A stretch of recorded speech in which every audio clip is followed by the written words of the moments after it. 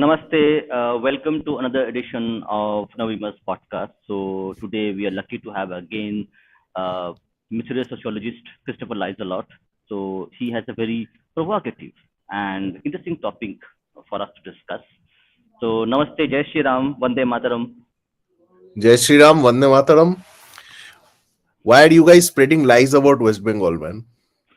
Yeah, actually that's I wanted to actually understand. That's why I wanted to you to come and so that we can all come and debunk your myths that you are spreading True, around, true, lies you are true, spreading true, around. true, true, So because true. your name is lies a lot, so you lies a Lies a lot.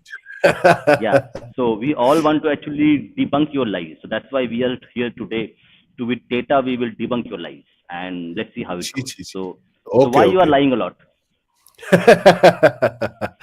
Okay. Um, uh, I'd like to welcome everyone, and I'd like to start by saying that this is when we're saying West Bengal is the worst place for SC/ST OBCs. This is not just a propaganda type statement, which is just to like this is not a headline grabbing eyeball grabbing statement. Okay, this has a lot of thought behind why we are saying that West Bengal is currently and has been for a few decades one of the worst places for SC/ST OBCs.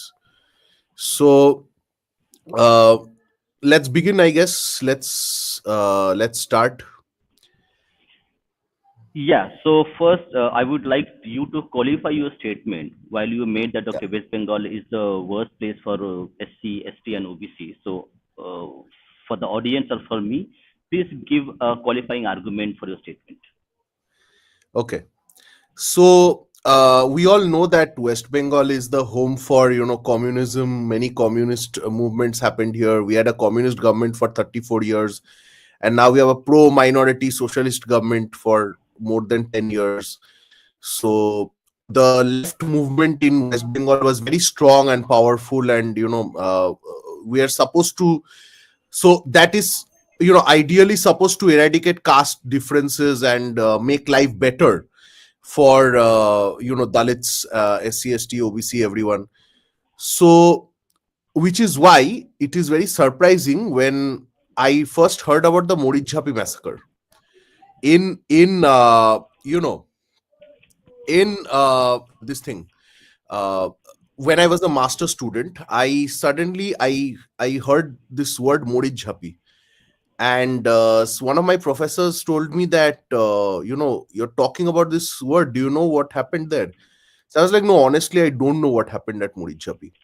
And I'm like, I'm 22 or 23 years old. Okay, I still haven't heard about this. Okay, and I'm fairly acquainted with the political history of West Bengal, so it's not something like uh, you know the, I should have heard about it earlier. That's what I'm trying to say. But typically, what happens is it never came up. Okay, so I heard it from someone, and then I went to that professor and asked, and he said that go to Google and find out. It was the worst, genocide of Dalits in India. So what happened is that I was shocked and surprised to know that, oh, so such a genocide of. I knew that CPIM had done many such things like Nondigram, Nanur, Shingur, this, that, like many, the Bijon Shetu massacre, many other things. Okay, but what I never heard of was the Morijhapi massacre. Okay, so this was like a shocking thing for me. Huh?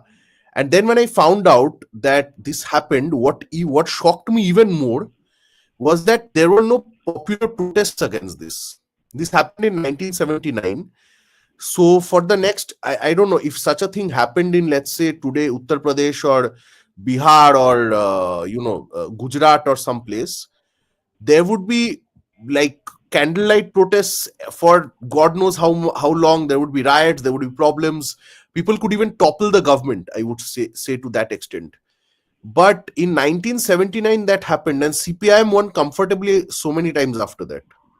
So I was shocked that if the Dalits were killed, if hundreds and hundreds of Dalits were killed, including women and children, and mercilessly, like they were gunned down, women were raped and all that stuff.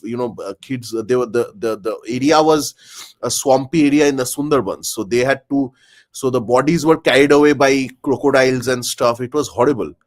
um then what happened is that uh that shocked me a lot, but then I started to discover that West Bengal has a history of marginalization of Dalits in mainstream politics and all that. So this was something that opened my eyes, because then I started recalling that in political parties like CPIM and all that, uh, there are very few Dalit leaders, SC/ST leaders, okay, who are prominent.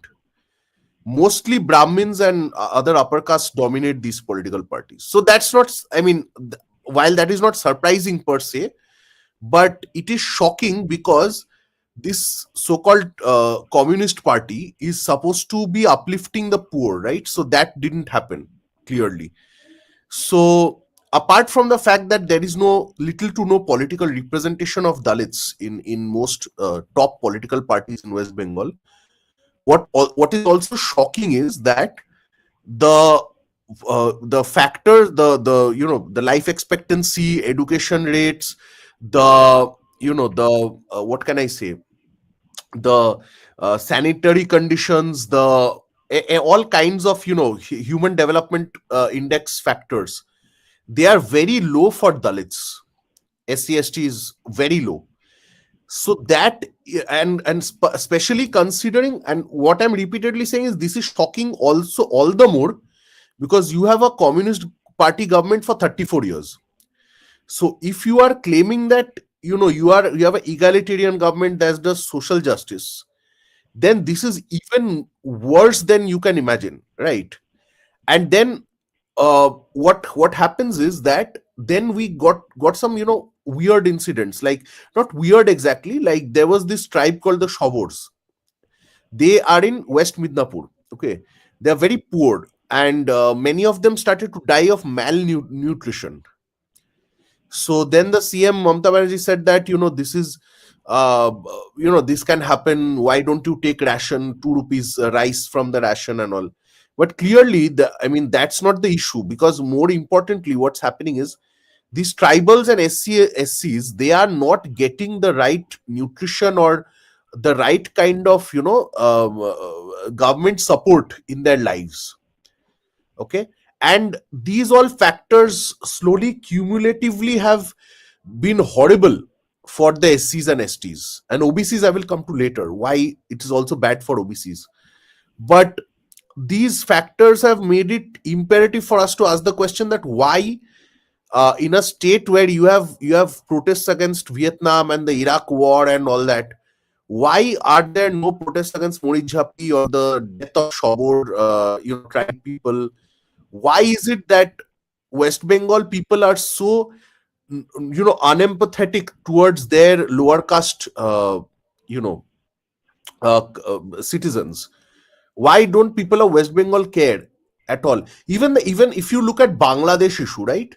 Bangladesh today, majority of the people staying there are scheduled caste and scheduled tribe. Okay, uh, these people, they are not like West Bengal. The mainstream West Bengal people did not care about them at all. So my point here is this, that the narratives of Bangladesh, even mainstream narratives of Bangladesh in West Bengal, were about the biryani and the good and the nice rock bands and stuff, but it was never about how Hindus were oppressed. Now that even the upper caste Hindus and the rich Hindus are getting oppressed right now, that the words are coming out, that the news is coming out. But for decades now, even before the Bangladesh war and even after the Bangladesh war, there were many instances of when people were, there were horrible atrocities, these kind of atrocities happening in Bangladesh. And majority of the Hindus staying there are lower caste Hindus. So they are facing the brunt. But because they are lower caste, it's not coming to their, the Bhadraloks of Calcutta don't care. But I know for a fact that many Motuas, their families are there still in the West Bengal Motuas. They have family members in many places like Orakandi and all, and they have told me that it is, the situation there was very bad already. That's why they ran away. Those who stayed, even they haven't been doing well there for many decades. But like I said, because it did not affect the rich or upper caste Hindus in Dhaka or other places, they did not really talk about it either. So my point is that there is it seems a tactical silence on the suffering of scheduled tribes and scheduled castes in this West Bengal, which is also extending to the scheduled tribes and scheduled castes of Bangladesh. So that is not just shocking, that is appalling, in my opinion. That needs to be rectified. We as Bengalis should try to rectify that. Yeah. Understood your concerns, and they look quite valid. The argument that you have put forward to us. Now, my question is that we have seen post-independence, we had the lower caste, especially OBCs and STs, gain quite a bit of political ground in the national politics. Today, Yes. and for many years, we have seen the prime ministers, the rail ministers, even the defense ministers were from the OBC and OBC background. Yes. Even Yes. for three consecutive years, we have Mr. Modi, who is an OBC, as a PM Yes. for India. Yes. So, what do you think? What happened in West Bengal that this political mobilization, the empowerment, did not take place? One is the very very weirdly. So this is before partition. The Motua Mahasangha was doing quite well actually. Like there was a big caste movement, and whatever the rich Motuas right now, they are a product of that caste movement. Okay. Now the Motua movement happened in East Bengal primarily. So what happened is, after partition, they got completely displaced.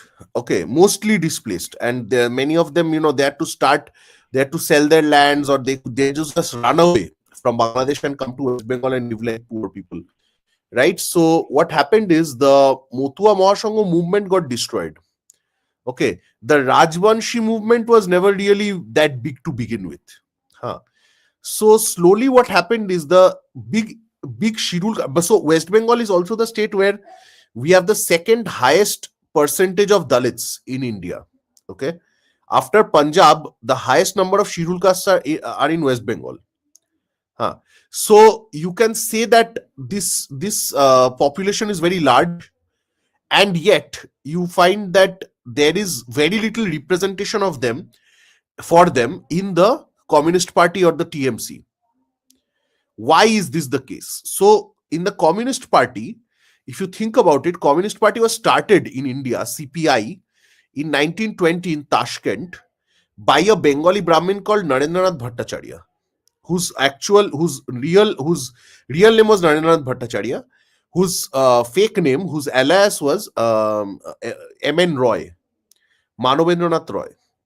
Now, this M.N. Roy guy is very interesting. So he was a big revolutionary, and he later on became a communist. He went to Mexico in 1915, and I think he escaped in 1915. Yes, and he then became a communist, and he started he also founded the Communist Party of Mexico there, and then he was a part of the Comintern, which was the Communist International, where Lenin and he had a kind of a disagreement. So Lenin would say that you should cooperate with Congress, and you should fight for the national freedom, and then you will fight for communism.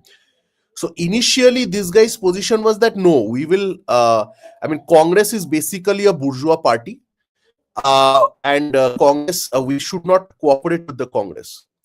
So basically in 1920 what happens is, in Tashkent, three Brahmins, M.N. Roy, who is Narendranath Bhattacharya, Obani Mukherjee, and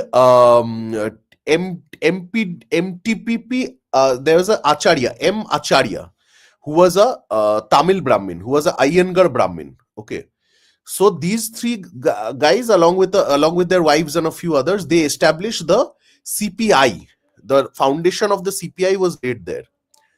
Okay.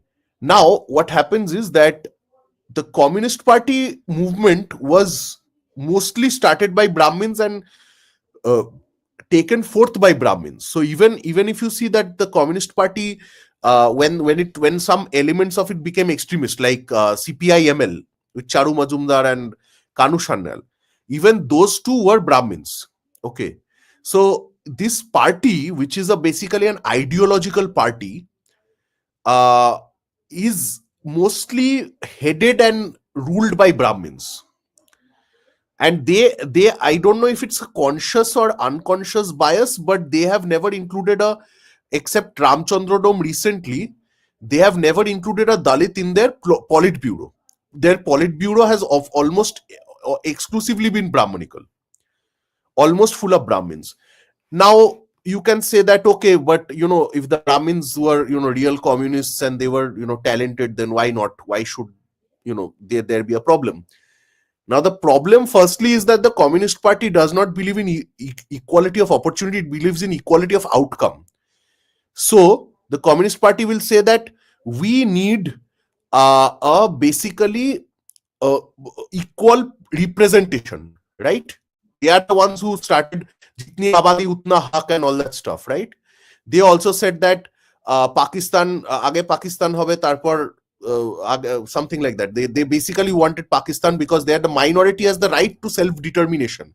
So in the name of minority self-determination, they also supported the Pakistan movement by Muslim League. So the Communist Party was always about minority rights. Now, minority meaning that not a numerical minority technically, but also, in terms of resources and stuff. So, according to them, scheduled caste, scheduled tribes are minority. If you ask any communist leader today that are scheduled caste, scheduled tribes a minority, then they will say yes, they are definitely a minority. So then, why did their Politburo not have representation of SCs and STs? Why is it primarily Brahmin, upper caste, men? So this was a big question. Now, I told you that it was founded by Brahmins. Even the revolutionary communists were Brahmins mostly. Now, there is a book called Elite Conflict in a Plural Society by Broomfield. It came out in 1968. This book says that because the Bengali Bhadralok, which was a product of British colonial power, uh, the the thing is that what happened is the Bengali Bhadraloks became active in politics only in 1905 after the Bongo Bongo. Okay, so they started doing political rallies and they started opposing the British government and all that. This was a class of office workers, essentially the Bengali Bhadraloks.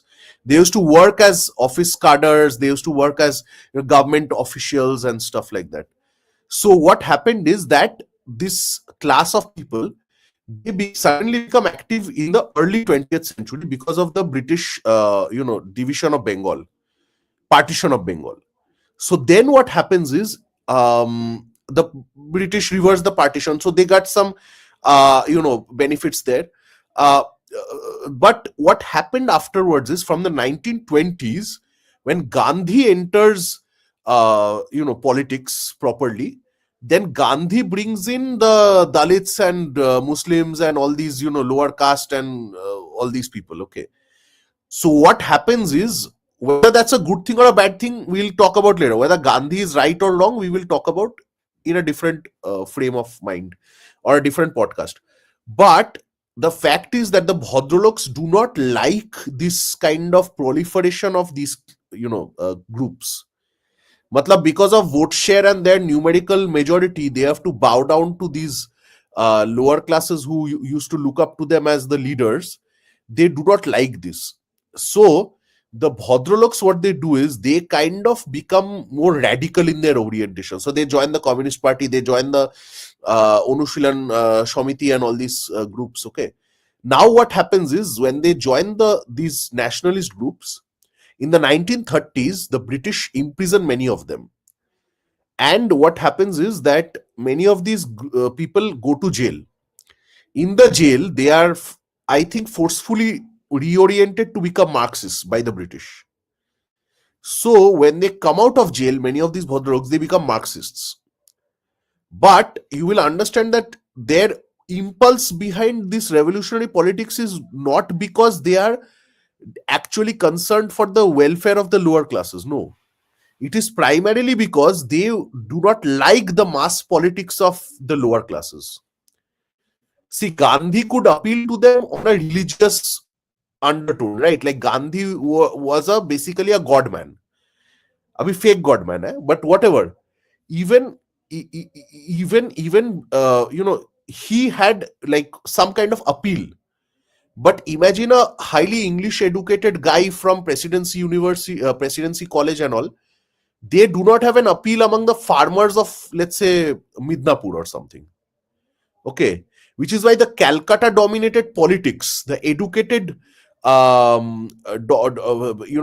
of Bengal, which was very powerful, by the way, which was powerful in the sense that they had the cultural power. They were at par with the British in many ways. So these groups of people, they became very uh, kind of, what can I say? They became very disillusioned with the Gandhian mode of politics, which is Gandhian mode of politics was very religious. मतलब bhajan gao, do all that, whatever Vaishnav Janato, and also Gandhi to half, he was supporting the Muslim politics as well in all that sense. So basically, what happened is that in more than one way, the Bhadraloks kind of started resisting the Congressy mode of politics because of their elitism. And this actually led them to dominate as communists. But what happened as a result is a variety of factors got the Communist Party in power in 1967, first as in the Jukto Front, United Front, and then they came to power properly in 1977. Now, them coming to power in 1977 was actually a very interesting thing because it did not happen because of their electoral politics or mass movement, mobilization necessarily. Indira Gandhi's Congress was defeated very badly in 1977 all over India, almost. So the Janta Dal took over, and many others. What happened is there was anti-incumbency after the emergency. So in that wave, a lot of new politicians came up. And the CPIM also had already, they had proliferated the villages to some extent. Like in the 60s and all, they realized ki bhai humko bhi mass politics karna hai. We have to go to some villages and stuff. But they were still not as acceptable as the Congress. Okay. But they became, like, slowly what happens is because the people hated the Congress so much that they kind of shifted over. And also the Congress had brutally suppressed the Naxalbari movement heavily, badly.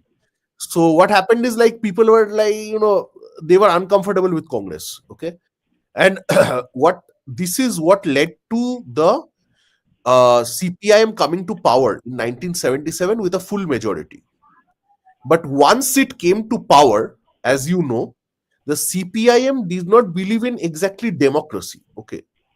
They had a violent program where they eliminated all their political opponents very tactfully. They put them in jail. They ruined their lives. They would often, like, if you were a panchayat leader, let's say, who is contesting the panchayat against CPIM, they will send your wife a white cloth that your husband will not make it tomorrow. They will do booth capture. They will do this, that, whatever. So CPIM was never really a democratic party, and they didn't pretend to be either. I mean, in their defense, communists never said that we are very democratic. They just say democracy on the face of it. They remember democracy when BJP is in power, but other than that, they are not very democratic. So what happens is, once they came to power, they had this violent politics behind them that brought them to power. So you guys might want to read Arild Engelsen Rood. He has a book called Poetics of Village Politics.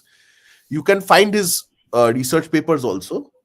So basically, Arild Engelsen Rood, what he did was, he kind of showed that, see, Congress had this zamindari kind of jotdar thing going on. Like, matlab, who were Congress leaders in the villages? Basically, the zamindar class And most people after independence they voted for the zamindars because the zamindars had money. Let's face that. So what happens is CPIM brought in like the second line, like those who had some money but not a lot of money, and they mobilized them along with the tribals and Shirul castes and all to brutally beat down zamindars in many ways. So this way they kind of replaced one elite with their own elites, and these were mostly middle caste elites and all. But the main party, like the if you see the pyramid of the CPIM, at the apex and the head was always these upper caste leaders, like who are Brahmins and Kayasthos and Buddhis.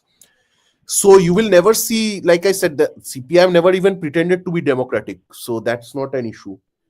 And honestly, this is the thing where we can see the CPIM. What they do is they slowly nahi, matlab very rapidly destroy the democracy of West Bengal.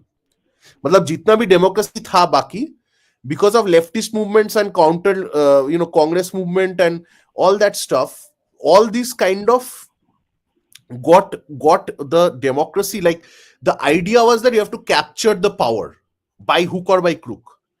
There was no other way. Like there was no a freedom of expression. You would be branded a bourgeois. If you spoke against the party, you would be branded a bourgeois.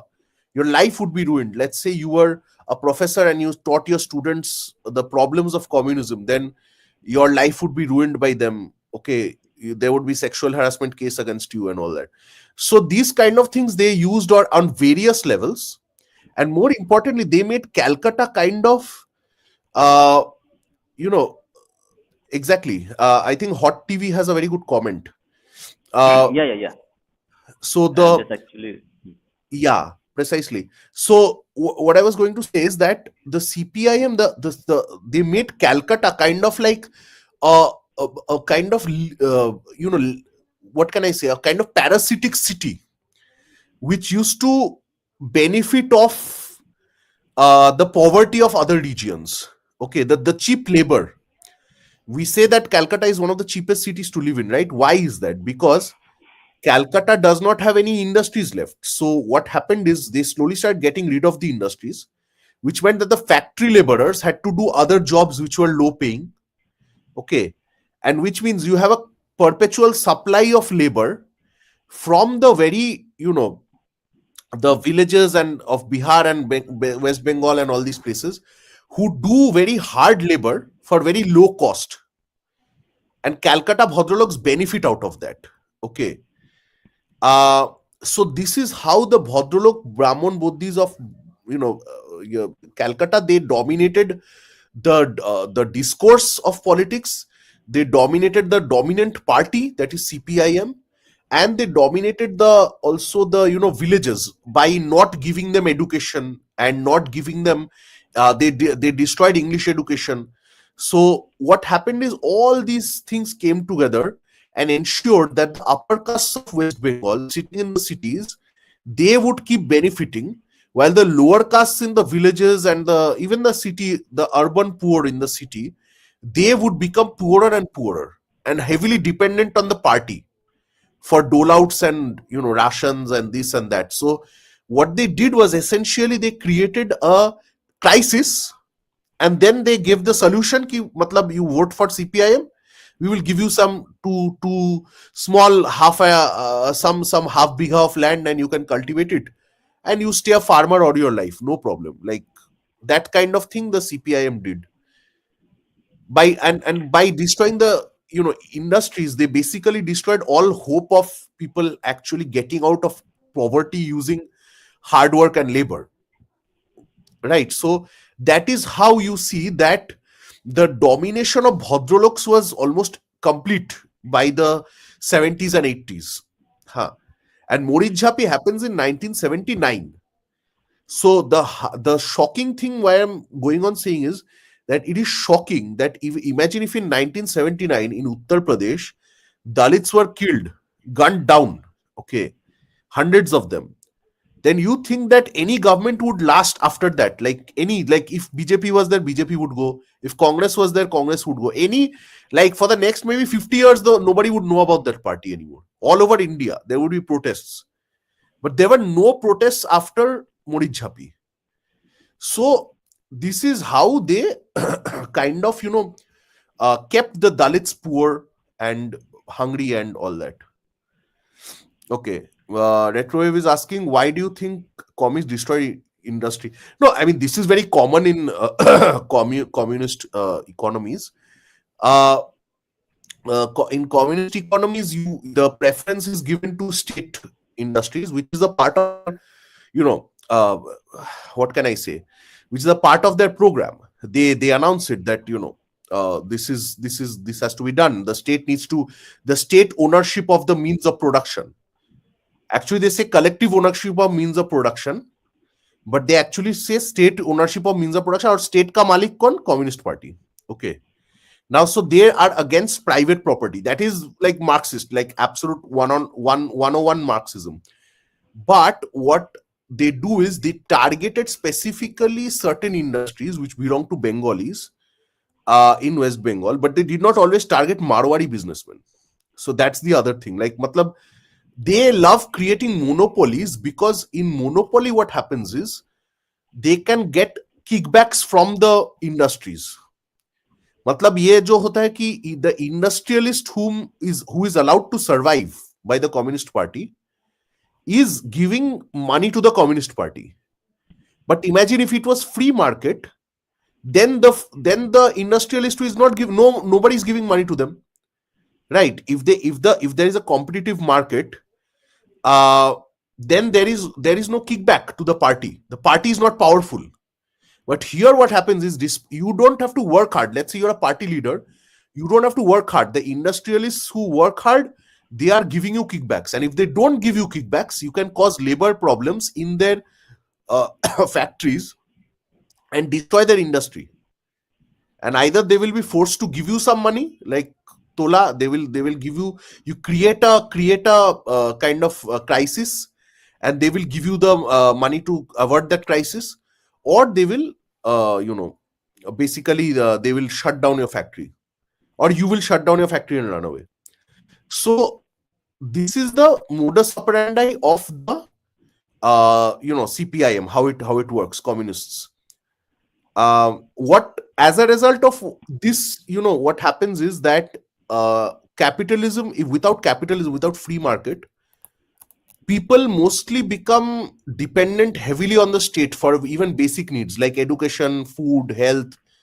And what happens is that they don't know a life outside of this. So the scheduled caste and scheduled tribes who are earlier, trying to become businessmen, or trying to become more educated and get jobs in industries, they by destroying the government education system that existed, they kind of also created a wealth gap between the people who had some money and the people who did not have money, which was mostly scheduled castes and scheduled tribes. So that is how the CPIM kind of sustained upper caste dominance at the cost of making lower castes very poor. So yeah, that's one way of looking at it. Anyway, so Yes. So I think it's very important juncture that we had the question regarding the industry being kind of a victim of communist rule wherever they rule. yes, So yes, we'll go back to our politics that we are discussing. So now you mentioned that okay, because of Communist Party was kind of casteist by default, but not by mechanism in a way that every they had in their Politburo they had only Brahmins who were a part of the Politburo. yeah, So now whatever we see today in West Bengal with Motua or with Modi Jhapi or with what's happening in Bangladesh to the scheduled caste and scheduled tribes and OBCs, yeah, Bengalis were there.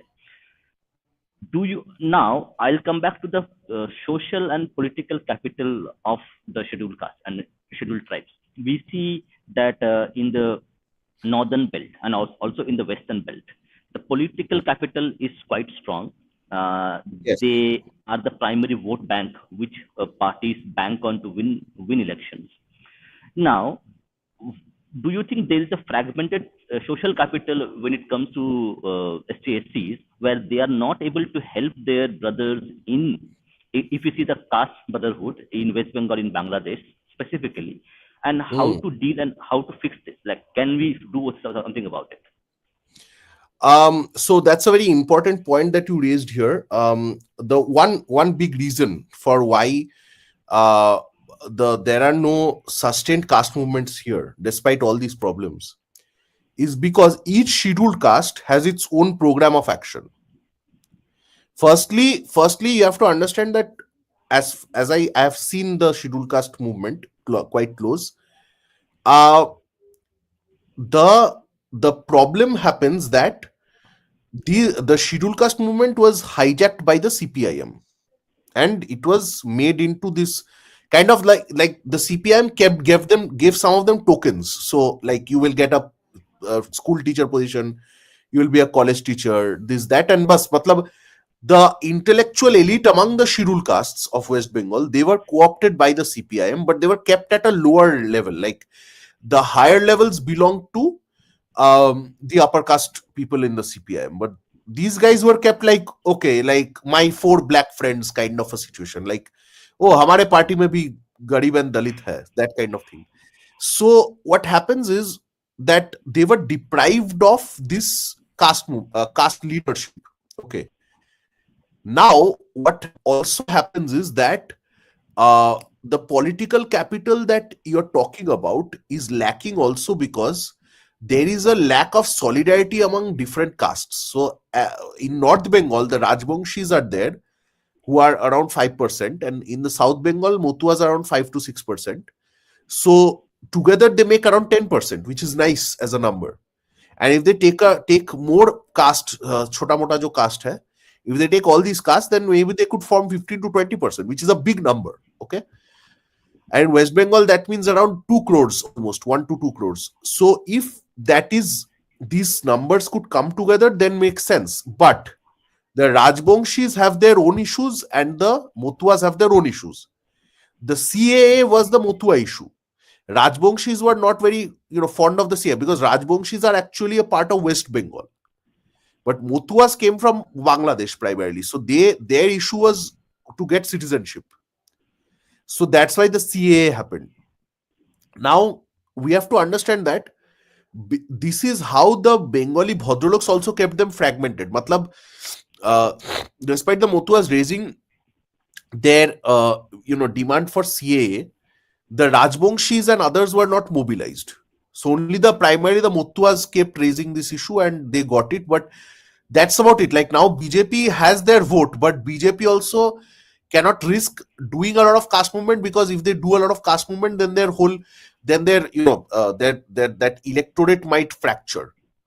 So what happens is that sadly the political aims of these castes are very different, and also a lot of, there is still a taboo about talking about caste in West Bengal. Matlab, if you tell people about your caste, if you ask about why there is casteism in West Bengal, firstly most people will deny it. Second, factor is that people here are taught not to talk about caste from a very young age. Like the Bhadraloks do not talk about caste, so nobody talks about caste. So what happens is there is no talk about these kind of privileges and all that the lower castes are entitled to in West Bengal. So this creates a big disjunct between the possibility of, like, can you imagine, like 15% if can be mobilized properly, effectively, then any government will be badly shaken. But मतलब 5% भी ठीक से mobilization नहीं हो रहा है. Even 5% does not mobilize properly, and therefore what happens is there is a disjunct in the whole movement. There is no unified, like what was Kashiram's main achievement in Uttar Pradesh. These people united a lot of small castes with a big caste like Jatav in the middle, and they united the other small castes, and they kind of challenged the Brahman Thakur, Yadav Thakur hegemony and all that. So Brahmins actually came with them, so that's another factor. But uh, what they did was they had an umbrella coalition. Same as if you go to Bihar, you will see that RJD has its own caste coalition of OBCs, and Nitish Kumar JDU has its own, like an LJP. LJP is Paswan, wo alag caste hai, and then BJP has its own caste coalition, and ये इनमें चलता रहता है. But what happens is, as a result of their bargaining as caste groups with the dominant political parties, they are able to secure a lot of power for themselves, power and resources for themselves. So you will, there is a book called Why Ethnic Parties Succeed. It's by Kanchan Chandra. Okay. Why ethnic parties win or ethnic parties succeed, something like that. Okay. So what happens is that this kind of caste movements and all, they are very I mean, they are not there in West Bengal basically. And because of the absence of a unified caste movement, despite the number of caste lower castes in West Bengal, this is the biggest problem. Now see, there should have been another movement which did not happen. This is the OBC movement. क्या हुआ? After Mandal Commission report, most states agreed to the Mandal Commission. Now Jyoti Basu did not. Mane CPIM did not accept the Mandal Commission report. And a lot of these castes, the biggest OBC caste is the Maheshos, who can be almost so. In the comment section, Hot TV is talking about Maheshos a lot, and I think he has a point, because in terms of jitni abadi utna hak, Maheshos are actually the biggest caste in West Bengal. Okay, and they are from a rural base, like they are from Midnapur, so they have land and everything, and they are also large numbers. So is Mahesho caste, they did not claim their OBC status. So this was a big setback in my opinion, because they should have. Now what happens is, right before it goes out of power in 2010, the CPIM institutes the Sachar Committee recommendation, which is to give reservation to Muslims in the name of OBC-A. Now in OBC-A, what they do is they include every Muslim caste, like so-called Muslim caste ke naam pe 77 caste, and basically OBC-A becomes a Muslim category. Okay. That there are 10% job reservation for Muslims out of 20 something percent for OBC. Now the OBCs of West Bengal should have protested, but they did not protest. Firstly, matlab, anyway, the OBC B category, which is mostly Hindu, should have united and asked for it. Maheshos should have united. But ये जो communism का भूत चढ़ा है ना लोगों के ऊपर, like people have to be bhadralok, people do not talk about caste. That has led to the lack of mobilization among these castes, like Mahesho and all. We have a special guest in the comments. Yeah, I can see. So what happens is that the Maheshos did not mobilize. Okay. And this led to even bigger problems. Like imagine if 1 crore, 2 crore people mobilizing for caste benefits, then also West Bengal government would have been shaken. But sadly, it did not happen for a variety of reasons, and that is because the aspirational language is very, kind of communist. Exactly what College Street Kolkata is saying, Loraita bhater jater noy. So this kind of absolute rubbish that College Street Kolkata is saying, that kind of rubbish the communist leaders told us for many years, and we started believing that. And that is why the biggest problem happened, where so what happened is that we kind of lost a lot of opportunities to do justice to if it is, reservation is basically social justice. So if we're talking about social justice, then these groups were not able to mobilize, and it is not entirely their fault, because the CPIM also infiltrated their ranks and positions and gave them ki matlab tum kuch bhi bano, tum you can be a communist, you can be a bhadralok, but you should not be a casteist person. Okay, because if you talk about caste, you will be perceived as being casteist.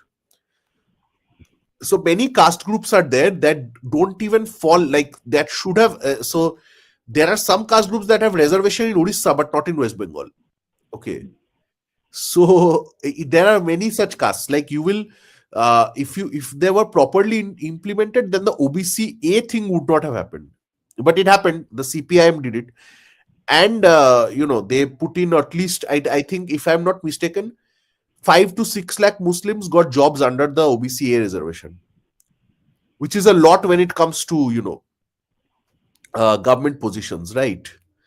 So this kind of thing has kind of taken away. So imagine if already reservation is 50%, and then you are taking away 10% from there, so you are left with 40%. And then anyway, the jobs that this TMC government is giving, the jobs are not there. Like as you know that there are the SSC scam caught out, and 26,000 people can lose their jobs potentially.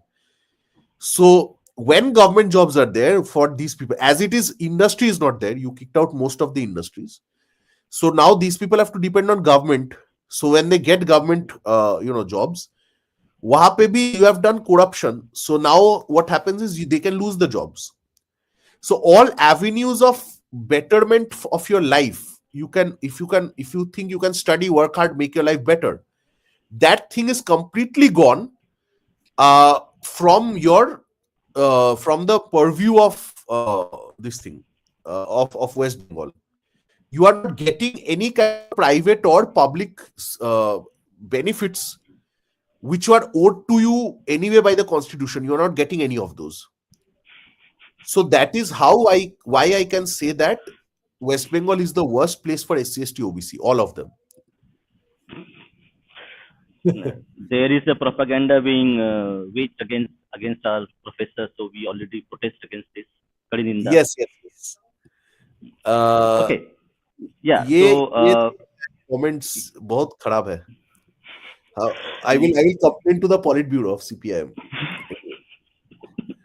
yes, we should report him to Politburo. Yes, yes. Okay. So one more question that I had when when you gave this topic to me, okay, Yeah. is that there is you had Kashiram in Mayawati and also in Maharashtra. You had a quite a big, actually tall Dalit leadership which came about, okay, in UP and Yes, Maharashtra yes, specifically. Okay. yes. Now, as you mentioned, that there were couple of lower caste leadership which came about, but they were at the lower rung of the Communist Party.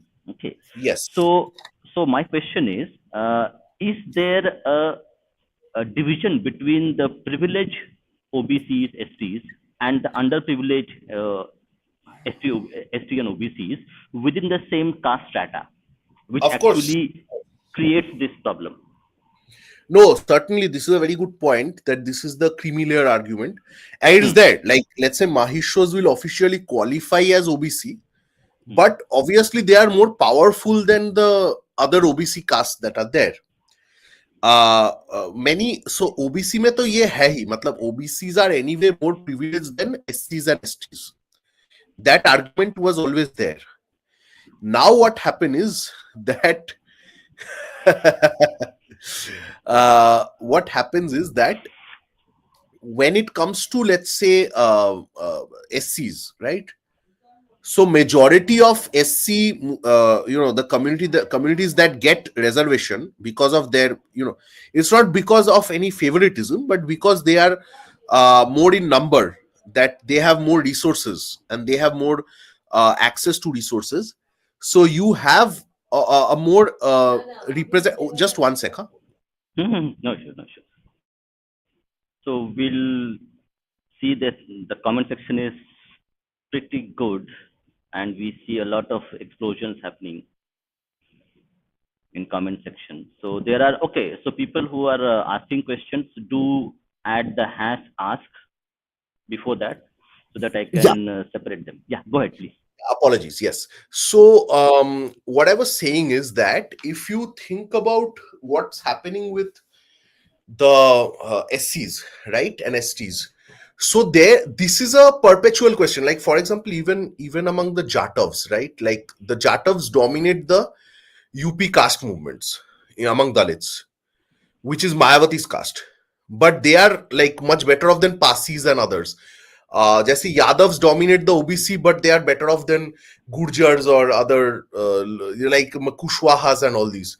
So there are many hundreds and thousands of castes. In West Bengal, what happens is you have Pondro Khotriyo, you have uh, Domes, you have Bagdis. Okay, now your these resources are mainly occupied by the Novoshudros and the other bigger castes like Rajbangshis.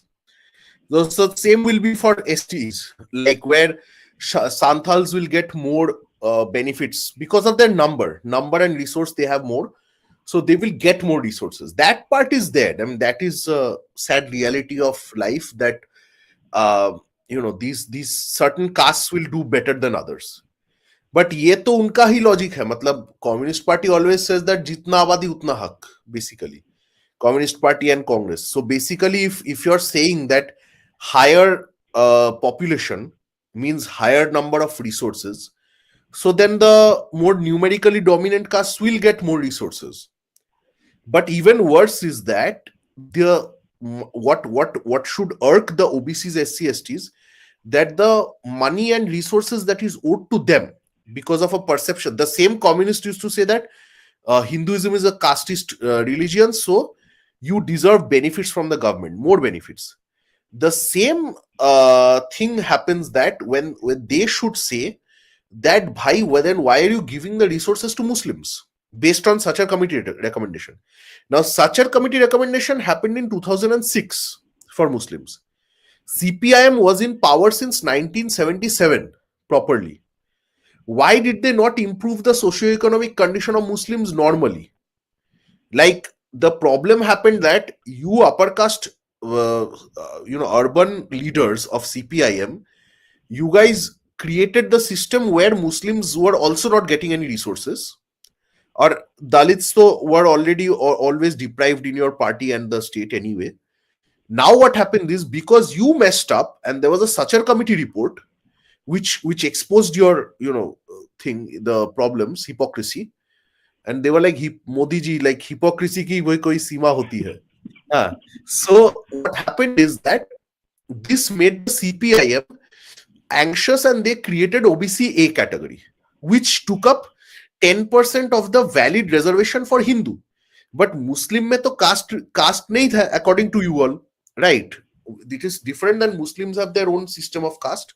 But we are not going into that. We are assuming that Hindu is the worst religion in the world, so it has caste system and whatever.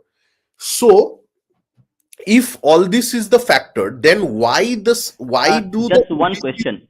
Just one question. Actually, I wanted to add this. Are you considering also the EWS quota part of OBC quota, or it's a different quota? No, EWS came much later. It came with Modi, right? In I think 2018 or 19, it got implemented. So Okay. EWS का बात हो ही नहीं रहा है. हाँ, उसमें भी घपला है मैं बोलूंगा. So what I'm saying is that if we're talking about like 27% or so reservation for this क्या बोलते हैं your OBCs, which very much which they are owed because they were oppressed by Brahmins, whatever be the case. Now, if that is the case, then why are you giving it to one group which has dominated Bengal since the medieval period? Matlab Muslims. Muslims mein there is no caste. Plus, Muslims ruled this country for 800 years or so. So, if they did so, then why are they needing reservation in terms of OBC A? Or usme bhi they make such a big thing. So they give reservation to sheikhs and sayyids and all these people in different names. Now, sheikhs and sayyids claim to be upper caste among Muslims. So you are not just that you are giving Muslims 10% reservation out of the 50% that is allocated constitutionally. Unconstitutionally, the CPIM gave 10% reservation to Muslims. On top of that, in that list of Muslims, they gave upper caste Muslims reservation. That is how they inducted a lot of upper caste Muslims into the West Bengal civil services and administration. Okay. Now, my point is that if you then you have to acknowledge that Muslims have, uh, yeah, that's there. I will address that issue a bit later. I think that's a very good point raised by this heretic guy, College Street, Kolkata. He's very disturbing. So, the problem happens that, Muslims are, you have to tell Muslims, then you have caste. Muslims have to admit that we have caste. Then you demarcate who are the lower caste Muslims. Then you can give them some kind of reservation. But without doing proper surveys, without doing any kind of academic surveys or any kind of thing, the CPIM allocated 10% gross reservation to them. Now, this was the biggest problem, in my opinion, why the OBCs also are, it's the worst place for OBCs to be. Because koi aur state mein nahi hota hai ye. Andhra Pradesh tried it once and the Supreme Court struck it down, because the Supreme Court's logic was that reservation cannot be given on religious grounds. Okay. And the same logic has been used by Calcutta High Court recently to strike down the OBC A quota in 2024. Right now, the matter is pending in front of Supreme Court, that whether the OBC A quota instituted by the CPIM and followed by the TMC is in fact the Muslims of West Bengal deserve it or not. Because if you read the court judgment about the OBC A category, then you will see that it is clearly written that due to political considerations, the OBC category was fragmented and the OBC A category was assigned to Muslims for political purposes. Okay. Hold on one second. Yes. So we see HV Didi has come.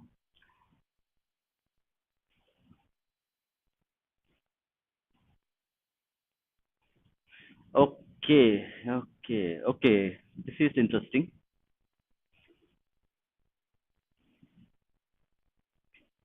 Okay, why it is there? I think Kushal has a lot of controversial takes on many things which we do not agree. No, can somebody tell us what Kushal's answer was? I would like to know, because Yeah, this. if somebody can type it out in very 2 or 3 sentences, it would be good so Yeah, that yeah, yeah. we will. Yeah, go ahead with your comment. No, anyway, so what I was saying was that if we considered this whole issue, then we discussed how SCs were deprived in West Bengal, ST was deprived in West Bengal, OBCs were deprived in West Bengal. Then we can always say that, okay, then people might say, oh, at least Hathras does not happen here. Oh, at least this, that untouchability is not there.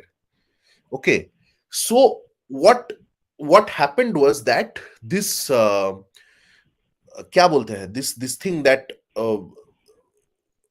despite the Hathras issue became an issue because it is Uttar Pradesh.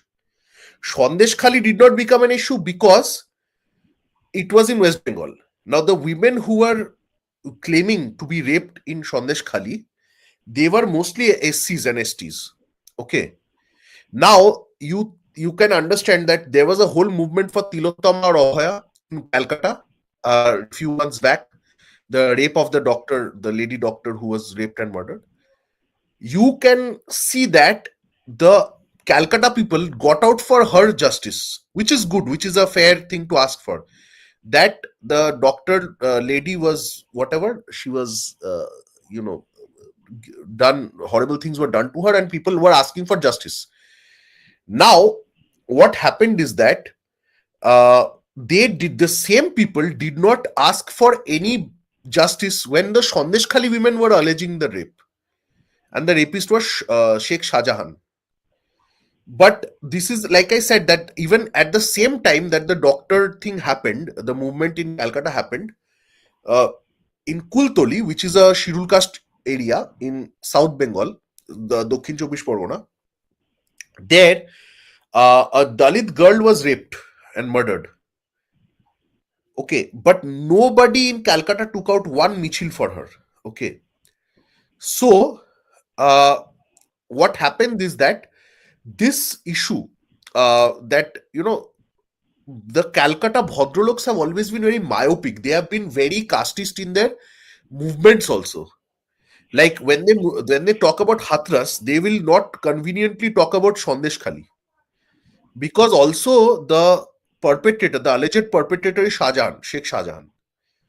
So that will also come out. So this is the way in which Calcutta Bhadraloks are the most casteist people, and they have they have been leading Calcutta's intelligentsia for the last 100 years or so. And that is why we do not have proper representation of Dalits or OBCs or STs in our political society, or we don't have the right kind of narrative to help Dalits, or they don't have the resources to make their lives better. These are collective thing that is happening together. uh College Street Kolkata's comment was very interesting. What was Which UCs one? haven't harmed LCs more than No, no. Muslim Okay, kings. okay. That is. I'll show you here. Here it is. See, Yeah, there's a argument for Kushal's argument he is talking about. yeah. UCs haven't harmed LCs more than Muslim kings harmed poor Hindus, LC Hindus. Okay, his Lower caste, argument. lower caste, upper caste. So Ha, ha, Kushal's ha. argument is that that Muslim there kings should are be harmed poor. Yeah. His argument should carry over to the Muslim question and ask for eliminating Muslims for all reservation as well as reparations for jizya. Yeah, so that is the thing. Like I don't see why we shouldn't ask for reparations for if reparations are the order of the day, then fine. But what is also happening is, when it comes to seeking reserve reparations, then the weird thing is, in Bengali there is a saying kak kaker mangsho khaye na. Okay. uh the Communist Party is essentially a bunch of upper caste people who are very hypocritical in that they seek justice for lower castes and lower class people just to preserve their own upper caste privilege. So this is the language of kind of the social justice. You will notice even in the US, the people asking for social justice are the rich kids, rich liberal, white liberal kids. Okay, they are the main leaders. So this is the problem of seeking kind of reservation based benefits. But my point here is this, that we will take that for granted because, like Hindu Vichardhara madam said here, that reservation is not going anywhere soon. Okay, so that's fine, reservation is not going anywhere. uh, the other problem is that if it is not going anywhere, then it should be given to those it was destined for, that the Hindu lower castes. You give it, then they will benefit. But the irony of West Bengal is, not only has the government stopped kind of doing proper drives of jobs in schools, colleges, government offices and all, the WBS, WBCS, WBHS and WBES, all these branches, they are all they have all empty seats, like they have lakhs of seats that are unfulfilled. Okay, now the even worse scam is coming in West Bengal, which has just, which I think there was a case on this, that there are fake caste certificates being circulated in the state. So what's happening is, you can easily claim, no matter what your surname is or whatever, you can change it and then you can claim to be a SC, ST, OBC, whatever, and then you will get reservation in various jobs. Okay, so basically what's happening in West Bengal is, too much government has led to severe corruption as well. That is also creating a lack of jobs for the genuinely. So let's say, even if you are against reservation, many of us do not like the idea of reservation based on caste, whatever, or anyway, reservations of any kind.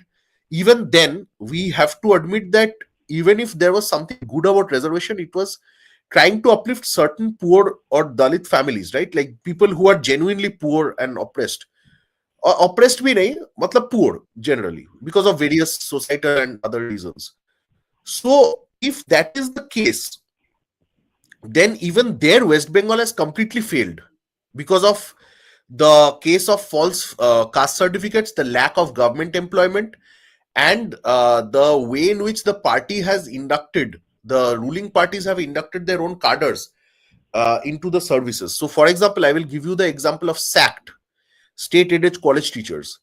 So this kind of post where they are getting anyway, this is not constitutional because SACT, there was a whole movement against SACT, by the way.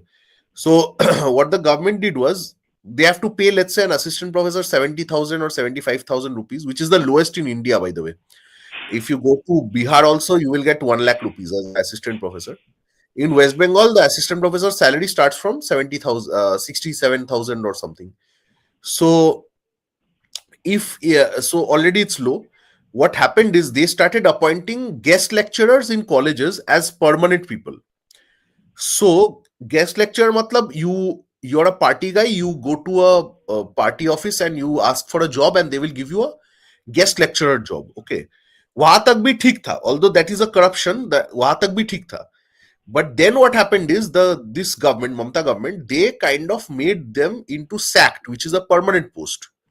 So now they are getting paid 25 or 30,000 from the taxpayers' money in a position that is completely politically appointed. So there are no exams or oral or written exams or anything. They were just taken in because they were party cadres, and they are sitting in the colleges and earning this money, and they are supplementing it with tuitions. So that is how she has completely destroyed, like bypassed reservation. Because if there were proper recruitment, then you would have to keep the reservation norms and you have to assign certain number of seats for SC, ST, OBC, but that did not happen. So this is how this issue becomes even worse in West Bengal, where not only is there a lack of jobs, but whatever jobs are left are going to relatively undeserving candidates, including in the SC, ST, OBC, who are not genuine SC, ST, OBC, because many of them have fake caste certificate, or the jobs are just going to party cadres. Anyway, let's continue with some audience interaction, maybe. Yeah. Actually, we will doing Oh, this you have both. So questions. You have questions. yeah, I have questions. Okay, so I have Sorry. questions, not questions but observations. So which I wanted Yeah, to yeah, yeah. clarify. Okay, we also have Moina that just joined us. I think will be fun having. Caste Jar Jar reservation show. Yeah. So okay. So my other observation is which is relates to the STOBC itself. That is Yeah. that when we are talking about the political capital of SC/ST, and that is quite strong. We see that especially in the western belt and also in the eastern belt, the cow belt. Okay, except West Bengal and Kerala, we see quite a bit of political capital being created post 1947 when Yes. India got independence. Okay, Yes. now I want to talk about the the social capital of the ST/STs and where it stands right now since 1947. Okay. Are you talking about West Bengal or India? No, we will talk India and then we'll talk about West Bengal, where the difference lies, because As I social yeah. capital is quite important for political capital to emerge. So there was this system called the depressed classes. Like the British had this rule for the depressed classes. So these classes, they were getting kind of they were getting some benefits under the British Raj, and then when the British left, Dr. Ambedkar and others argued for reservation for a few years for scheduled caste, scheduled tribes, and these castes were enumerated and created. I think the original list was created by the British or during the British Raj, so that part is there. I think in 1953, Nehru established a commission for identifying more such caste groups which were left out. I forget the name of the commission. Then what happened is in the 80s and all, there were Mandal Commission, which was the most famous one.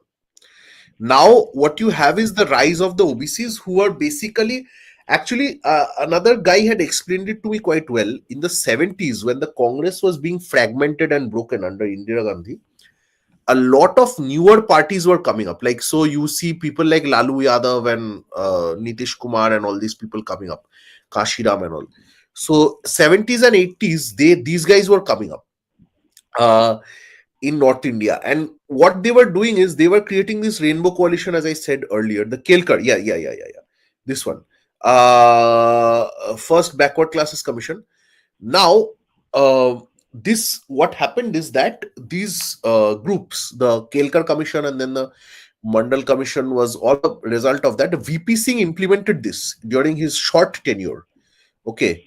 Now, when these were implemented, as we saw that the reservation was pushed from 27% to, I think, 50% nationally and in most states.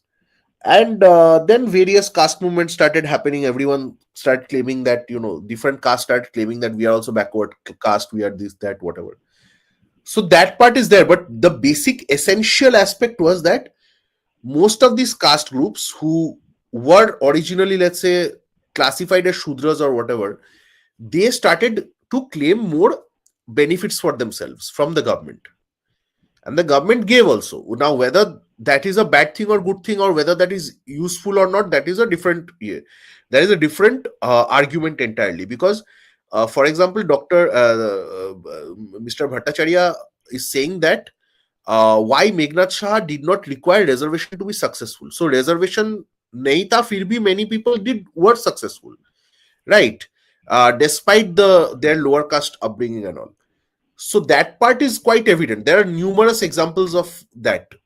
That is not important, in my opinion, to this conversation. Why I'm saying it is that this is where we are trying to show why the rhetoric of social justice that is used by the communists and all is so empty. Like in West Bengal, first Jyoti Basu said there are two castes. When the Mandal Commission thing came out and he was asked whether he will implement Mandal Commission report in his government in the state, he said there are only two castes, rich and poor. Okay. And sadly, the poor caste keeps increasing in West Bengal. वो तो अलग बात है. Now, what he did was, in a way, he was right. In a way, perhaps we can say that this whole question of creamy layer and benefits and all and reservation, all that is basically should boil down to economic, economy, right? But whether you are poor or rich. But the problem is elsewhere. The problem is that when they are in power, when the communists are in power in a state, they claim that there are only two castes, rich and poor. We have no caste. We don't believe in caste, etc. But for other states like Uttar Pradesh and Bihar, they will believe in caste. They believe in Brahmin deep state who oppressed others, right? So, yes. Oh, Dilip Mandal is saying, right? So, this is also interesting. Life changed when I got first introduced to English language at undergrad.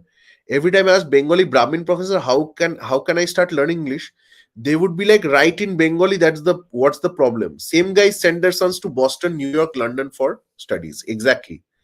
So this is a beautiful example of why exactly. And Dilip Mandal is right here that West Bengal is the most caste hegemonic state in India. It has, as if time stopped there. So this is what I've been talking about, that the way in which the communists enacted their policies actually made it much harder. Like if Dr. Meghnad Shah was there to reiterate, Moinakda's point here, that imagine if Dr. Meghnad Shah was born in CPIM era, okay, and he wanted to pursue higher education, okay, he would have to pay the local dadas a lot of fees, number one.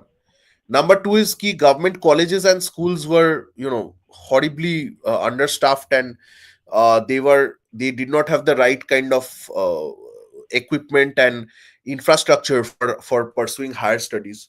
Now, somebody like of Dr. Meghnad Shah's talent, I don't know whether he would have been able to surpass all that. But as you can see that he would have more difficulty studying in communist West Bengal than he had under British Bengal. Because in British era Bengal, when they we did not have so much reservation or so much, we had more, we had a better robust government infrastructure supporting the school system. We have many people like Dr. Meghnad Shah coming up. So this is the problem of talking about West Bengal and its caste issues, that we do not have the kind of uh, rigor, we do not have the kind of uh, uh, you know dedication to social justice among the people here to actually pursue the kind of issues that they talk about when it comes to UP Bihar.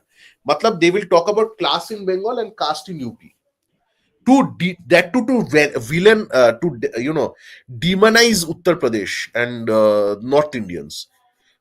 That I've actually had this conversation with many professors and teachers in West Bengal, where I've said that West Bengal is quite casteist, and they were like, no, no, no, we are not as casteist as UP.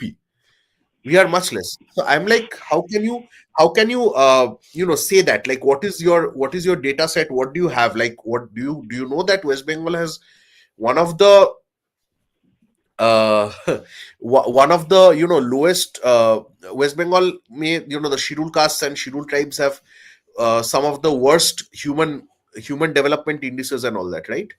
So if when I did say that, then they kind of backed off, but they did not have anything to say. Okay, so that's there. Anyway. Okay.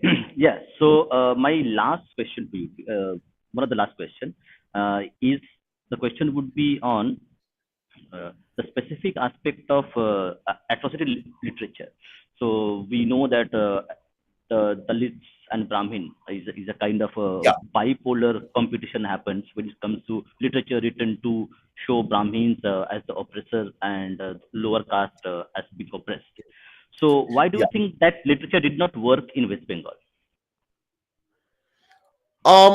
Yeah, so here's what happened. I think that there was a lot of literature and discourse, like I said, that the Motuas had their movement and everything. But actually, West Bengal is very strange in the sense that West Bengal did not have untouchability, like per se, like much untouchability. Like you did not have even Raghunandan Bhattacharya, who was the most, one of the most conservative Brahmin scholars of his time in the 16th century. Even he did not encode untouchability and all, okay, in his texts. So that was there. One factor was there, and the other factor was that, I guess, because Bengal was in a state of flux for a very long time. Like even the Brahmins here uh, were sometimes very badly oppressed as Pirali Brahmins. Okay, so what happened is that the there was a decent amount of social mobility till the modern period, and what happened is that Brahmins were also oppressed from time to time. So this very clear cut structure of Brahmin versus lower caste was not really there till the modern period per se. Not very hard and fast rule. Okay. Because the Pirali Brahmins were essentially, because they mingled with Muslims, they would get discriminated against by their own caste members. And what happened is that you would remember Hitesh Ranjan Sanyal's paper, where he said that the lower castes often would get land, and we were discussing the Mollo Rajas and all, right? So Yes. many lower caste individuals were able to acquire land and come up, and they would then claim to be Kshatriyas or Brahmins and all this stuff. Motuas themselves claimed to be Brahmins uh, in the 1911 census. Okay, so what um exactly. So um uh, I think this one, Saptarishi's last comment, if you can highlight. Raghunandan is a very very weird guy. Okay, I mean, I'm saying that Raghunandan may have some good stuff about him, but there are many other problematic aspects. Like Raghunandan also confused a lot of the Brahmanical scriptures and reinterpreted them in his own way. So I would not tell. I will tell you to kind of not pay a lot of attention to it. But anyway, having said that, the point here is that because there was rampant social mobility, upward mobility, and Bengal was in the periphery as well of the Mughal Empire and all these, and also, like I said, the Pirali Brahmin issue and all, there was a possibility of lower caste people becoming upper caste in a few generations if they had money. But this was heavily impacted after British era. This became very difficult in the British era because Risley and all, they brought out this, this thing. They brought out this caste is race kind of thing, which now Suraj Engre and Isabel Wilkerson are trying to do. That caste is basically racial difference. Okay. So he tried to solidify the castes, and that kind of started working, and that whole narrative started building. But again, the main point of why the Bengal Brahmins could dominate so much, I have already said that because the caste movements, the Mutua, for example, if you imagine, in undivided Bengal, the Mutua's number were much higher. If imagine all the Mutuas came from Bangladesh to West Bengal right now, the Namashudras, then the Mutuas would be well over 7, 8 or 10% alone, which is a huge number. But they did not all come to West Bengal. So what happened is that a lot of these caste movements, possible caste movements, when they could get more benefits, these were also fractured due to partition. And that is why you will see that this kind of, the rhetoric of the oppression did not, despite some oppression. See, dekho, Bengal mein, as with everything, this is the oppression aspect is also very, kind of complex. It is not so clear cut about untouchability and discrimination. So that is something and that is why it's very difficult for Bengalis to conceive of ki I am not doing untouchability against the lower caste, right? I don't mind sitting with a lower caste person and eating food, right? Or nobody does, right? In West Bengal, at least, not a lot of people do, ideally. But where this becomes a problem is most people who are for this kind of communist regime, which created more and more privileges for upper caste and less privileges for lower caste. These people are the ones who are perpetrating the differences even more. Okay, and that is how West Bengal has become more and more casteist over the years. So what we see is modernity is not necessarily solving casteism. It is actually, modernity is ruining it to some extent, and then like communism is ruining it even more. So that's where it's problematic. Okay. Finally, the last question to me, then we will go to audience reactions and questions. Okay. The last question is, uh, how much did the partition of Bengal actually hamper the political and social capital formation of the lower caste, STS and OBCs? No, definitely. Partition of Bengal heavily impacted it because what happened is you have many sections. So you have to understand that in pre-partition Bengal, most of the अभी देखो ये उसमें कोई ये injustice नहीं है per se, but Bengal Brahmins, Buddhists and Casteist did dominate the academic institutions and all that, right? So they had a higher uh, they had a higher kind of cultural capital for themselves, right? So it was natural that after partition, even when the Brahmins and upper castes of that side escaped, so what partition did was in two ways it messed up our population very badly. So one is that there was the people who lost their land in East Bengal, they ran away without land or resources much and came to West Bengal. Now they had to start over all over again. Now what happened is, because some upper castes could do it, you will notice that these are in primarily South Calcutta and all some parts of Calcutta. The main upper caste population, Jadavpur and all. Jadavpur. So they will say that we struggled a lot, but in one generation they were able to get government jobs and everything. Okay, so the struggle was there. It's very real, but beyond that, it was not that bad. Now, for Dalits and all, whose occupation was based on land, like they were land tillers, like they were peasants, right? So when they left the land, they completely lost all their resources. Okay. Now, this is why the partition was even worse, much worse for Dalits than it was for upper castes. I'm not saying upper castes were very happy, but that happened. Also, what happened is because of such a huge influx of people suddenly in West Bengal made the Hindus who are there, they lost out on a lot of land and resources as well, because now one piece of land is being shared by two, three families, which was earlier belonging to one family. And sadly, I'm like, I'm happy that many people could save their lives and come here, but it is also sad that West Bengal's prosperity was also impacted, because West Bengal made the kind of land holdings and stuff that people had got diminished because of this. There was a collective pressure on the land of West Bengal, and the jute industries got destroyed. The jute manufacturing of East Bengal and the jute mills of West Bengal, these got separated in the partition. So a lot of reasons. So you lost industry, you lost land. So basically, if you have a brain in the terms of culture, like everyone has brain, but if you have more like academic minded like jobs, like people who were cracking civil service exams and going for higher education and all, those guys still survived. They did well.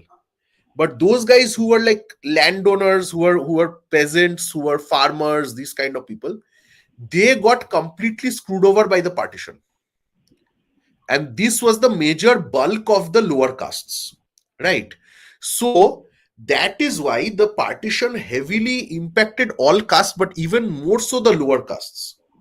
And that is also one more reason that the caste movements that happened before kind of got destroyed in the partition. And then the Communist Party just used these guys for votes, and then they later on messed them up as well. Yes. So this was So the other. my questions are all over. So now we will be going to audience questions and comments. So I'll also take the comment from College Kolkata, but I will start with Moinabda. So yeah. Yes, this is a big problem whenever somebody escaped Bangladesh and came here. But it is not their fault. In some ways, what happened is because they needed the Communist Party for land. So what happened is they formed a symbiotic relationship with the Communist Party. The Communist Party would get them land in terms of refugee movement and all, and these guys would vote for them and support them, right? So what happens is that the Communist Party captured their minds. Their minds were influenced by the Communist Party, but this is not matlab secular hoye gechilo na. They had to become secular because the Communist Party heavily impacted them, right? So this happened. Understood. So there was a comment I'm looking for. I'm not sure it's I been think lost College somewhere. Street Kolkata had a comment earlier. Yeah. So I am searching that comment. If you could repost it again, it would be easy because we have lots of comments Yes, here. So yes. okay, if you could repost it again, I will show it here. We'll go to the question for Ninar asked. So that is very important question Ninar asked. College Kolkata, if you could repost the question again, it would be help us on trying to search and sift through a lot. So, how did you know, Professor, that it was about Dalits? I How think did you know it was about Dalits? What was about Dalits? Like, I think he's talking about the social justice movement or that SC OBCs are Dalits. So I think his question would be like on that side. I think if Nina clarifies it a bit, but if I know that, Hmm. if I can understand what he's saying, then I Hmm. can say that perhaps he's talking about what the West Bengal, the oppression of in West Bengal of Dalits. Is he talking about that? Maybe I'm Yeah, not I getting. think College Street. Okay, I think we'll see that question later if Nina can again post it. Yeah. I If think Nina yes, can yeah. clarify it a bit more, I think.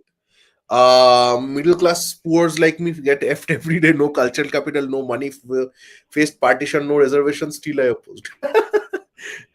No, exactly. See, so That's why the Jews, like, see, the Jews cultivate a lot of cultural capital because of that. Ki, matlab, because they were kicked out all over Europe and the Middle East.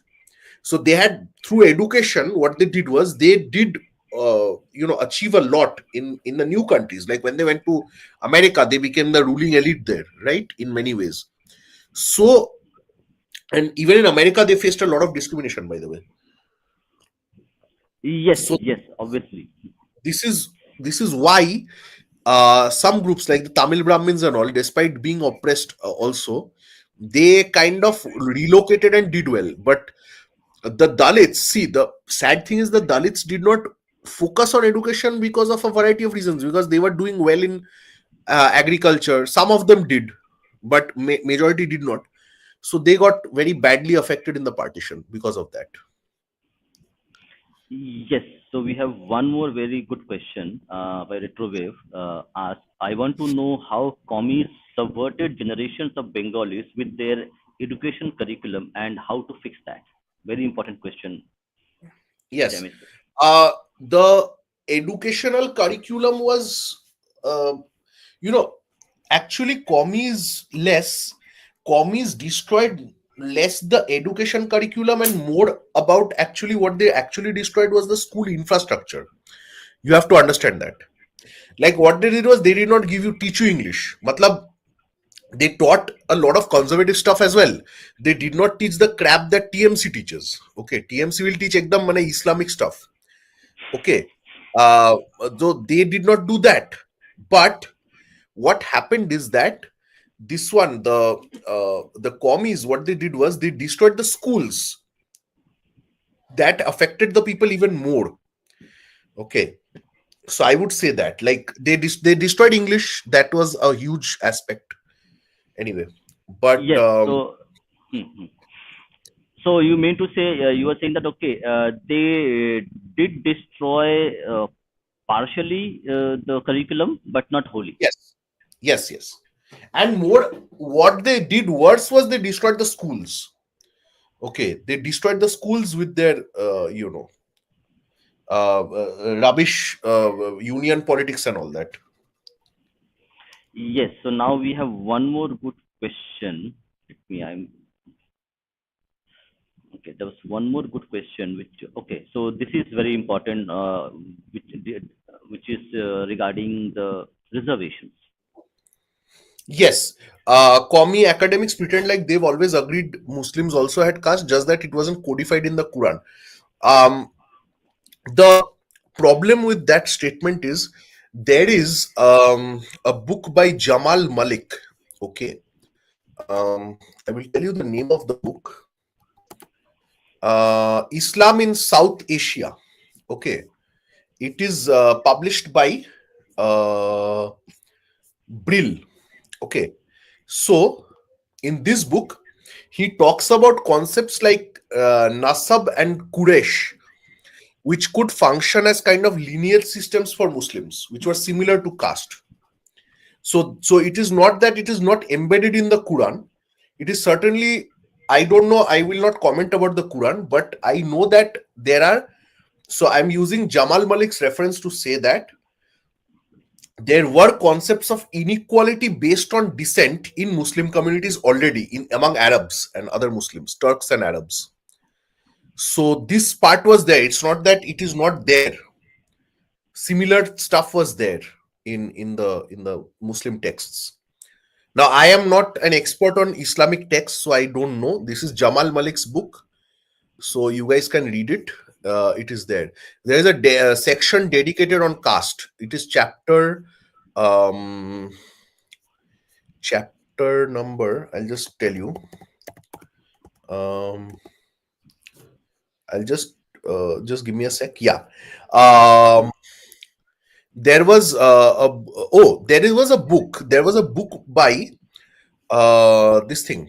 There was a book by an Islamic scholar. I'll let you know that. This was written during the reign of Tughlaq, where he says how the pure Arabs and pure Turks are superior. And this was a religious kind of, not a religious text, a more of a political text. So these concepts among Muslims were always there. That part is there. But of course, the Hindu so-called caste system was more heavily highlighted by the British and the academics of India. Moinak is saying Jamal Malik and Jamal Kudu act. we'll we'll keep it strictly academic, so we'll not be taking those questions.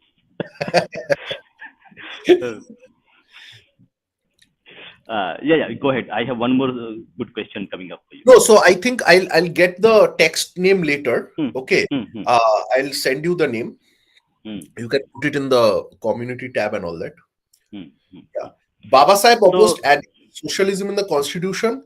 That's enough farsightedness when socialism wasn't even a failed idea. Yeah, I mean, Dr. Ambedkar also, it is very unconstitutional to add socialism in the preamble of the constitution, because technically you are saying that only one form of economic life is allowed in this country by law, which means you are against private ownership of land. And Dr. Ambedkar, by the way, in Kairos Garza's book, Dr. Ambedkar does say that there should be private ownership of land.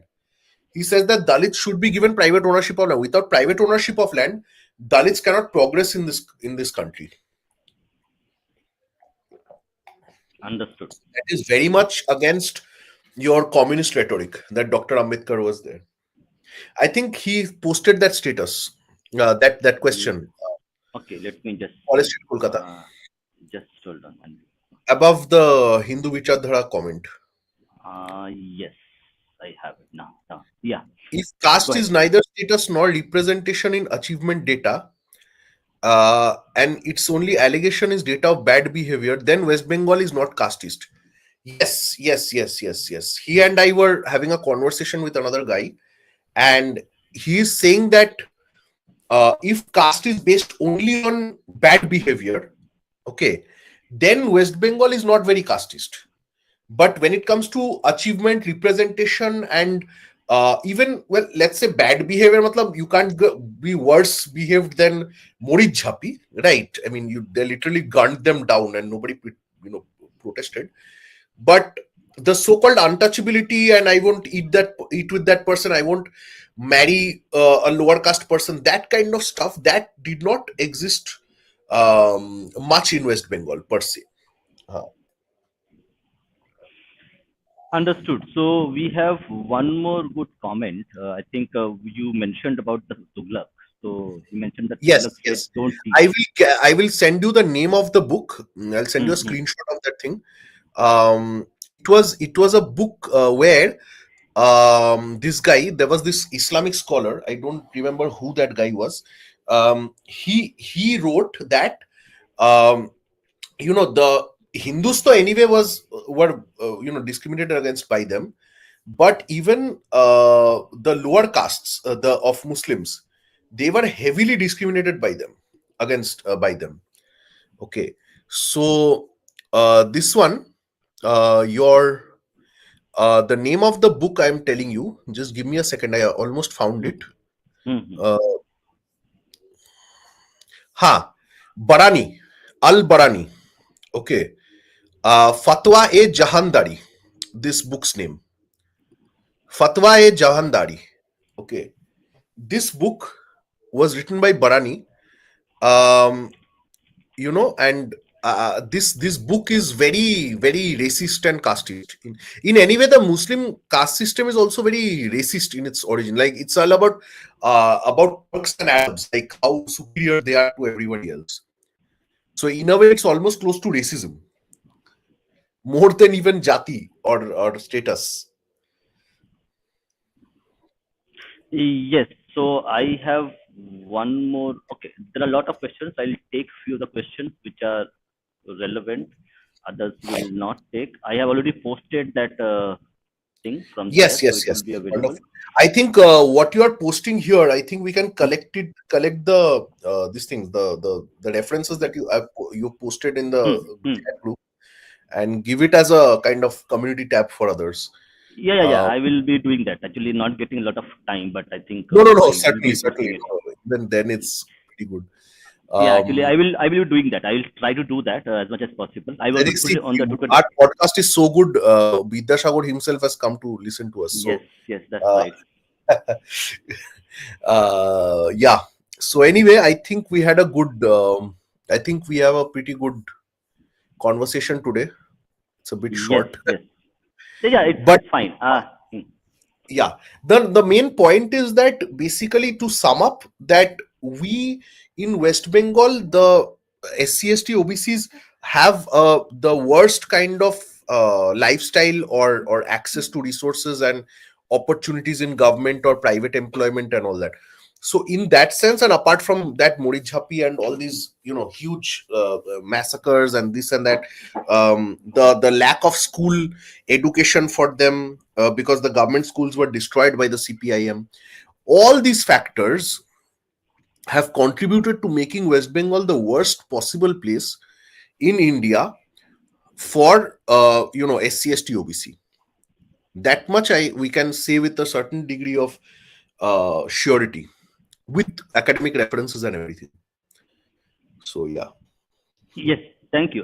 So I'll give my concluding remarks. Whatever I learned from you with the comments section as well from the College Street and others is that generally we have seen from British era onwards that the lower caste SC OBCs were economically not that well off, and in terms of education and land holding, they were not that good. Okay. Capitalism is something which could have done them a lot of good, which could not happen because of a Nehruvian socialism, and communism, which actually solidifies with their policies the caste strata, has done a lot of harm in uplifting the lower caste to becoming a bit more mobile in terms of education, land holding, and jobs Yes. and others. Okay, so in general, the communism is shown as something which they fight for the poor people, they fight for poor people's rights. In actuality, in on ground, they are harming the same people who they pretend to represent. So that would Yes. be correct the statement. Absolutely. Could I mean, I couldn't have put it better. Thank you. But yeah. Yeah. So thank you very. I think it's a long subject. So we will do one more show on Mr. Mandal and the blunders he committed during the partition, which actually caused a lot of them. So we'll Oh yeah, have yeah. You maybe. guys were discussing. Yeah, yeah, yeah, yeah, yeah. That Yeah. would be So very good. yeah. So sometimes so we will Actually, discuss you and see, we'll. I have a slightly differing view of Jagannath Mondal, which is not completely like, I don't think he was a villain or a hero per se. So hear me out. I'll just take 1 minute. Of course, we can continue. See, Mandals, who were Mandal's main people, who voted for him, like whom did he represent? He represented the Dalits of East Bengal, mainly Motuas, Namashudros. Okay. Now, uh, if you think about it, he knew that this would happen. What is happening to Dalits in West Bengal right now, he knew that this would happen.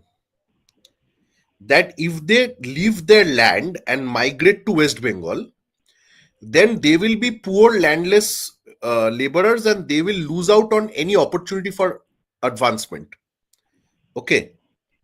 So his choice was this, that I could migrate to West Bengal and I can be poor and oppressed by the communists and all that. I think, like, one common aspect with Ambedkar and us is that Dr. Ambedkar really hated communists as well. So whether he hated or not, he certainly did not have a lot of sympathy for them.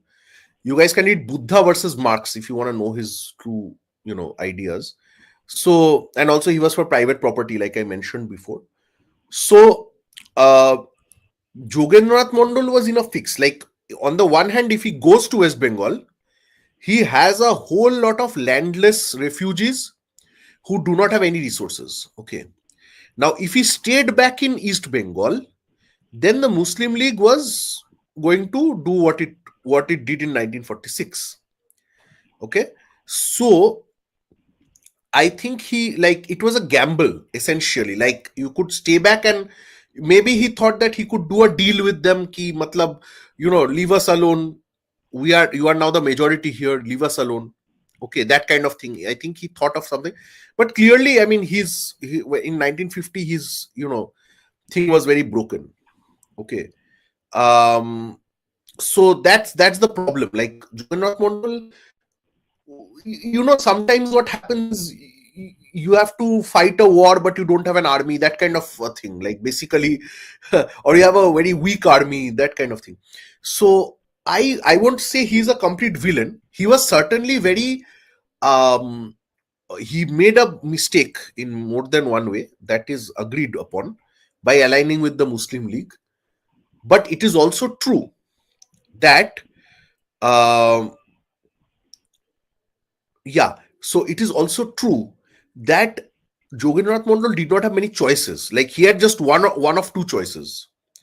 Okay, which is sometimes, is very difficult. It's easy for us to sometimes think now that he's made a huge blunder, but it is very difficult for us to conceive of a time when, imagine that all your family, friends, support system, everyone, you have to either go or stay. Okay, in your own house, your ancestral home, you have to run away in the middle of the night with no clothes or no benefits whatsoever. What do you do at that time? Okay, and now see, the Bangladeshi Hindus are suffering because of this, this confusion in their minds. If they came at that time, maybe today many of them would have been established and rich in West Bengal or India. West Bengal's demography also would have been much better in terms of Hindu population. But because like almost 1 crore people stayed back, Hindus stayed back in Bangladesh, today they are at the mercy of the other people.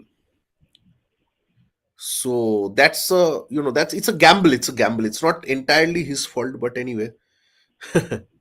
So anyway, Yes, yes. So what we will do is we'll wind up for today. Okay, so we yeah, will yeah, do one show on Jonath Mandal. I think that is something very important to discuss his legacy as such, because true, true, true, and I know that he is considered a kind of a like post action villain in BD, especially uh, true, true, among the true, true. circles in BD itself. So that Yeah, yeah, legacy yeah. needs to be No, discussed, no, no, and I think certainly, certainly. okay, yeah. So thank you very much for Yeah, enlightening us with your lies. I think your lies are debunked today. Okay, thank you. the chat has debunked your lies. Okay, so we should stop lying about West Bengal. West Bengal is the best place to live. Okay, I really want to go there, but cannot go because I don't have the money.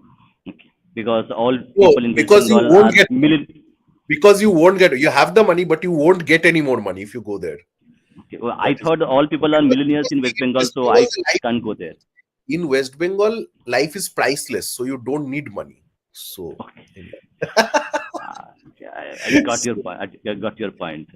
yeah, Yeah. So thank you very much. Thank you very much for coming, yeah. for joining. Thank you, College Kolkata, for giving us the opportunity. The breakup is Honestly, Kolkata should working not well. give me so much. He's not allowing me too much these days. It's very unfair.